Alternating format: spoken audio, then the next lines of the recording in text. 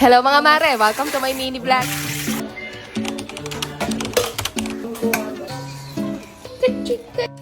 Magandang araw mga mare, long time no mini vlog, pasensya na at medyo na busy lang talaga ang kumaring Rodalyn nyo.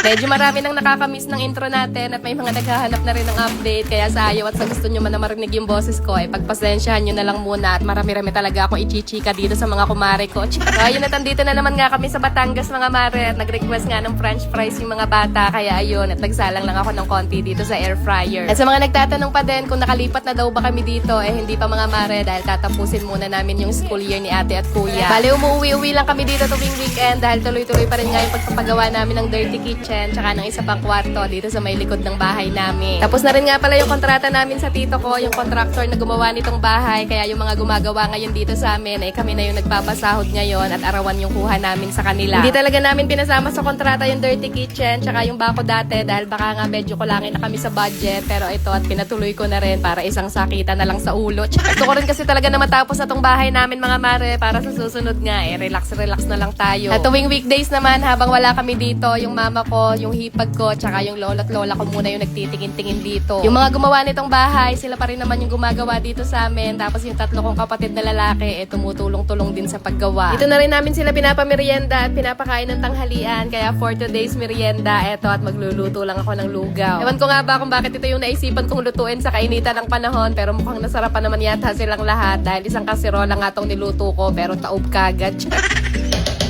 Okay na to? At dahil hindi pa nga kami nakakapaglipat dito mga mare, kaya wala pa talaga kaming masyadong gamit dito, kaya ayun, at yung antigong kaserola muna ng lola ko yung ginamit ko sa pagluluto.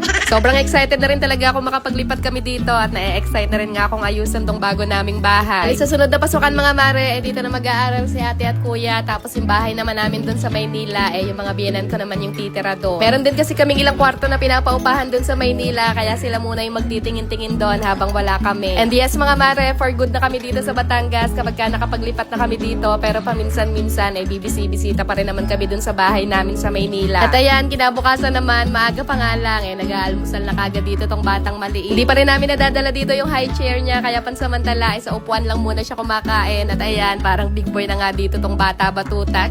Ang lakas niya na kasi magdungis dito mga mare, dahil nakakalabas-labas na nga siya dito ng bahay, unlike dun sa amin sa Maynila, na palagi lang siyang nasa loob ng kwarto. Mas mga bandang alas 10 naman, taga-sikaso na rin muna ako ng tanghalian namin, dahil alas 12 nga magla-lunch break na rin yung mga gumagawa dito sa amin. Kaya sa mga nagtatanong at nagtataka bakit ang dami ko daw yatang niluluto ngayon, yun na po ang kasagutan. Sinabawan na yung ulam namin kahapon, kaya for the prito naman ako today, magpiprito lang ako dyan ng talong, okra, tsaka itong isda. Tapos nakabili din kami dyan ng 1 kilong pusit na fresh from huli sa dagat. Ia-adobo ko naman yon para may sabaw pa rin naman kami kahit paano. At may mga nag-comment din nga pala nung nakaraan na pinost ko to, na first time lang daw nila nakakita ng pritong okra. Nako, try nyo na rin yan mga mare dahil masarap din talaga siya. Tapos nagpapitas din nga pala ako ng mangga sa kapatid ko, tapos may nabili ding singkamas yung mama ko sa palengke, kaya ayun, at hiniwa-hiwa na rin ng hipag ko. At para naman dito sa adobong pusit, nagisa lang ako dito sa kawali ng luya, bawang at sibuyas, then sinunod ko na rin yung pusit at naglagay lang din ako ng 2 pirasong siling green. Tapos tinimplahan ko lang yan ng suka, toyo, oyster sauce, paminta, konting asukal, at pinakuluan ko lang yan ng mga ilang minuto. Wala namang buhangin yung pusit dito sa amin mga mare, kaya hindi na namin yan hinihiwa-hiwa, hinuhugasan lang namin yan at diretso na kagad niluluto. At ayan nga, tapos na rin kami maghain, kaya tinawag na rin namin itong mga gumagawa sa labas at sila na lang din muna yung una naming pinakain. Pero habang kumakain sila dyan, natakam na din kami, kaya eto at sumabay na rin kami sa pagkain.